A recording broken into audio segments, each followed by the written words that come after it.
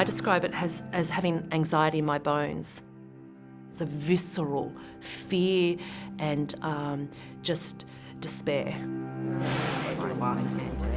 And leaves them feeling helpless and worthless. My anxiety is a constant voice and a constant thing in the back of my head, just undermining me and cutting me down constantly.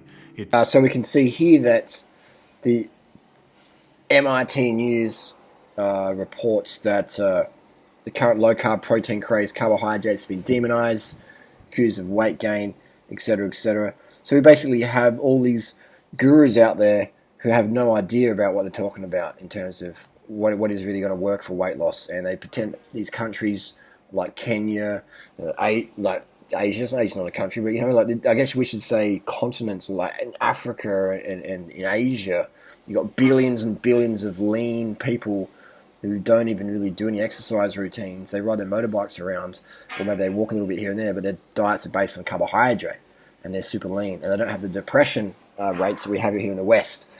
Now, this is all about serotonin. So we have serotonin is crucial not only to control your appetite, but it's also to stop you from overeating. It's essential to keep your moods regulated. So that's why I find it so easy to be upbeat, and I find it so easy to be lean and have energy and not be taking any medications, antidepressant meds, etc., because I'm getting enough carbohydrate.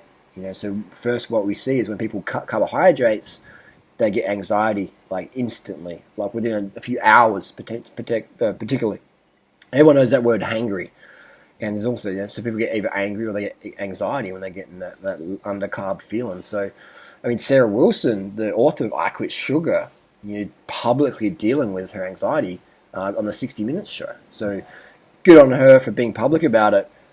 But it's unfortunate that she's not making the connection with the diet, because I've spoken with a lot of people on the internet and in person, and they're having their families or friends doing this I Quit Sugar stuff, and the anxiety and depression they feel. So I feel Sarah, as an author, has a duty of care, a duty of responsibility to educate people on the dangers of low carb and then the links with depression. We see the science here.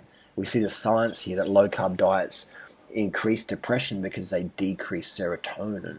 And then people go, and so let's say you do a low carb diet and you're feeling more depressed. Well, you're not eating enough carbohydrates. Maybe you're not even doing low carb. Maybe you just don't know how to eat enough carbs, which is like most people's situation. Most people go to a restaurant and have rice, and they have like this little piddly serve of rice, and so they're under carb, but not even consciously trying to do low carb.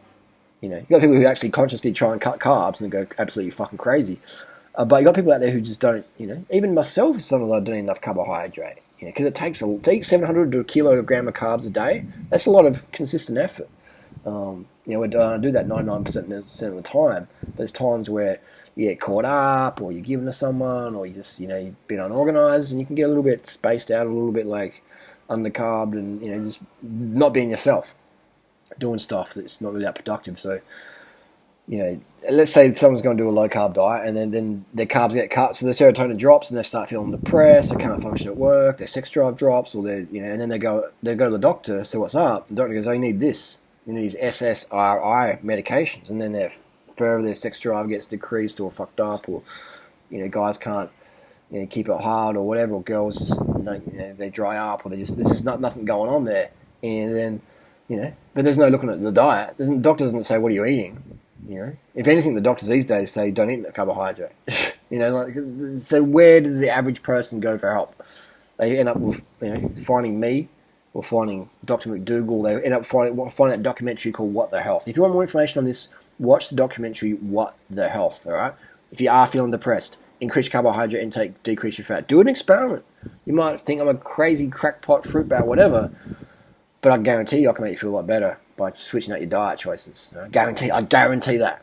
I can't guarantee you'll love me or you'll hate me. I can guarantee, though, I'll get you your leanest, fittest, happiest self ever, best performance self. And that's with an increase. And that's with an increase of carbohydrate and a decrease of dietary fats. And also recommend vegan, because the stuff we do to animals today is just wrong. It's unnecessary. So just do it for a couple of months, man. Try it out. And maybe get a copy of my ebook, Carb the Fuck Up. Don't quit sugar, carb the fuck up. I've got a great ebook out there called Carb the Fuck Up. If you want to get lean and live the dream life, then that's the book you should read again. All right? Anyway, you got any questions? Hit something down below. Why does a low carb diet cause anxiety, panic attacks? It's because it stuffs up your serotonin and makes you glucose exhausted, right? Glucose deficient. That's why people end up in a depressed state, because they're glucose deficient.